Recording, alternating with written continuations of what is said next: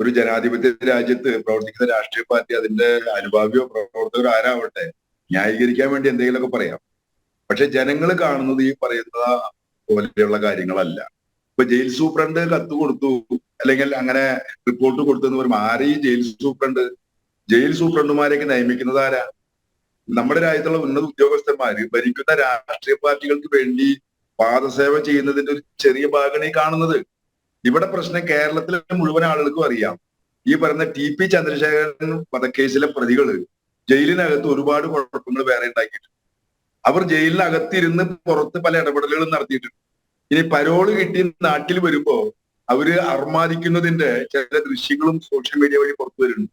ഇവർക്ക് നേരത്തെ നിങ്ങൾ തന്നെ സൂചിപ്പിച്ചതുപോലെ ഈ എന്താ പറയാ അവരുടെ വിവാഹം നടത്തി കൊടുക്കുന്നു, അതിനകത്ത് ഉന്നതരായ രാഷ്ട്രീയ നേതാക്കന്മാരും ജനപ്രതിനിധികൾ പങ്കെടുക്കുന്നു. ഇതൊക്കെ കൊടുക്കുന്ന സൂചന എന്താ, അല്ലെങ്കിൽ പാഠം എന്താ?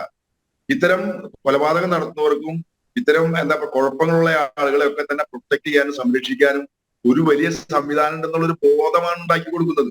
ഞാനിപ്പോ ഇന്നലെ പുറത്തു വന്ന ഒരു വിഷയം കൂടെ പറയാം. ഇപ്പൊ V. അജിത് കുമാർ ശിശുക്ഷേമ സമിതിയിലെ തിരുവനന്തപുരത്ത് ജോലി ചെയ്യുന്ന CPM-ന്റെ ഒരു പ്രവർത്തകനാണ്. അദ്ദേഹത്തിന് പ്രൊമോഷൻ കൊടുക്കുന്നതുമായി ബന്ധപ്പെട്ട് അദ്ദേഹം ഒരു കൊല്ലത്തേക്ക് ശിക്ഷ അനുഭവിച്ചു. BJP-യുടെ ഒരു പ്രവർത്തകനെ കൊന്നിട്ട് രഞ്ജിത്ത് എന്ന് പറയുന്ന ഒരു BJP പ്രവർത്തകനെ കൊന്ന കേസിലെ പ്രതിയുമാണ്. ഇയാൾക്ക് പ്രൊമോഷൻ കൊടുക്കാൻ കൊല്ലം തികയ്ക്കാൻ ജയിൽ ശിക്ഷ അനുഭവിച്ച കാലഘട്ടം സർവീസായി പരിഗണിക്കുന്ന രീതിയിലേക്ക് വാർത്തകൾ വരികയാണ്. അത് ഏതാണ്ട് നടക്കാൻ പോവുകയാണ്. അപ്പൊ എന്ന് പറഞ്ഞാൽ നിയമം പറയുന്നത് ഒന്ന്, അതൊക്കെ കുറെ ആളുകൾക്കും CPM-നോ അതുമായി ബന്ധപ്പെട്ട ആളുകൾ നിയമമൊന്നും ബാധകമല്ല. ഹസ്കർ വളരെ ശുദ്ധ മനസ്സോടെ ചില കാര്യങ്ങൾ പറഞ്ഞു വെച്ചപ്പോൾ നിയമമന്ത്രി എന്നതും നിയമമന്ത്രിക്ക് അത് പറയേണ്ടി വന്നത് എന്താ? അത്തരം ഒരു ആലോചന ഇടപെടൽ നടന്നതുകൊണ്ടല്ലേ. ഇതിലൊരു സംശയപ്പെട്ട ജനം കണ്ണും കാതും കൂർപ്പിച്ചിരുന്ന കാര്യങ്ങളിൽ ഇടപെട്ട് പ്രതികരിച്ചില്ലെങ്കിൽ ഇവരിതൊക്കെ നടപ്പിലാക്കി കൊണ്ടുപോകും.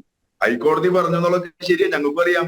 ഹൈക്കോടതി കൃത്യമായിട്ട് പറഞ്ഞു 20 കൊല്ലം ശിക്ഷ 20 കൊല്ലത്തിന് മുൻപ് ഒരു റിമിഷനും അനുവദിക്കില്ല എന്ന് പറഞ്ഞാൽ അനുവദിക്കാൻ പാടില്ല. പക്ഷെ ഇവർ പഴുതുകൾക്കിടയിലൂടെ നിയമത്തിന്റെ പഴുത് ഒരു കാര്യം മനുഷ്യാവകാശമോ അല്ലെങ്കിൽ ജയിൽ ശിക്ഷ അനുഭവിക്കുന്ന ആളുകളുടെ മനുഷ്യാവകാശത്തെ പറ്റി ഞങ്ങൾക്ക് വിരോധമില്ല. അത് എല്ലാവർക്കും ബാധകമാവണം. TP ചന്ദ്രശേഖരൻ കൊലക്കേസിലെ പ്രതികള് ശിക്ഷ അനുഭവിക്കേണ്ട കാലഘട്ടത്തിന് ഭൂരിഭാഗം ദിവസം പുറത്താണ്. അവർക്ക് ജയിലിനകത്ത് സുഖവാസം, ജയിലിന് പുറത്താണ് അവർ പരമാവധി സമയം. ഈ പ്രതികൾ മുഴുവൻ ഒരേ സമയം പുറത്തു വരികയാണ്. ഇപ്പൊ ഞാൻ മനസ്സിലാക്കുന്നു ഒരു പ്രതി ഒഴികെ ബാക്കിയുള്ള മുഴുവൻ ആളുകൾ എങ്ങനെയൊക്കെ സൗകര്യം ഉണ്ടാവണേ. എന്നിട്ട് അത് എന്താ പറയാ ജയിലിൽ ശിക്ഷ അനുഭവിക്കുന്നവരുടെ മനുഷ്യാവകാശമാണെന്നൊക്കെ പറഞ്ഞാൽ ആ മനുഷ്യാവകാശം ഉണ്ടാക്കി കൊടുക്കുന്നത് ഇത്തരം ചില സൗകര്യങ്ങളെ പ്രോത്സാഹിപ്പിക്കാനാണ്. ഇവിടെ ഞാൻ തുടക്കത്തിലെ പറഞ്ഞതുപോലെ ഈ പ്രതികള് കൃത്യമായി ശിക്ഷ അനുഭവിക്കേണ്ടി വന്നാൽ അവർ അത് പലതും വിളിച്ചു പറയും.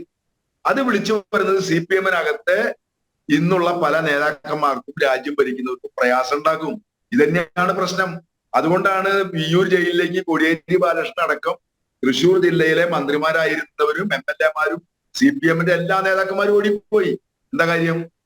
ജയിലിൽ കിടക്കുന്ന 5 TP വധക്കേസിലെ പ്രതികളെ സംരക്ഷിക്കാൻ, അവരുടെ ക്ഷേമം ഉറപ്പുവരുത്താൻ. അന്നും CPM പറഞ്ഞത് ജയിലിൽ കിടക്കുന്ന ആൾക്ക് ക്ഷേമം, അവരുടെ ക്ഷേമം അന്വേഷിക്കേണ്ടതെന്നാ. ഈ ക്ഷേമം അന്വേഷിക്കുന്നത് വേറെ ഒരുപാട് ആളുകൾ അവിടെ കിടക്കണ്ടല്ലോ, അവിടെ ഒന്നും ഈ അന്വേഷണം കാണാനില്ലല്ലോ.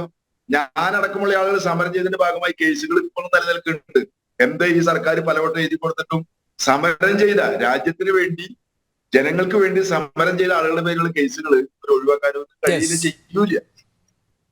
മറിച്ച് ഇത്തരം കൊലപാതകം നടത്തി നിരന്തരം കൊലപാതകം നടത്തുന്നവർ, നിരന്തരം അക്രമ പ്രവർത്തനം നടത്തുന്നവർ, എല്ലാ കൊള്ളരായ്മയും ചെയ്യുന്നവർ, ഇവർക്ക് വേണ്ടി അത്യാവശ്യം ചില സൗകര്യങ്ങൾ ചെയ്തപ്പോൾ ജയിൽ സൂപ്രണ്ട് നൽകി അതിന്റെ അന്വേഷണം നടന്നപ്പോഴാണ് ഈ വിവരം പുറത്തു വരണേ.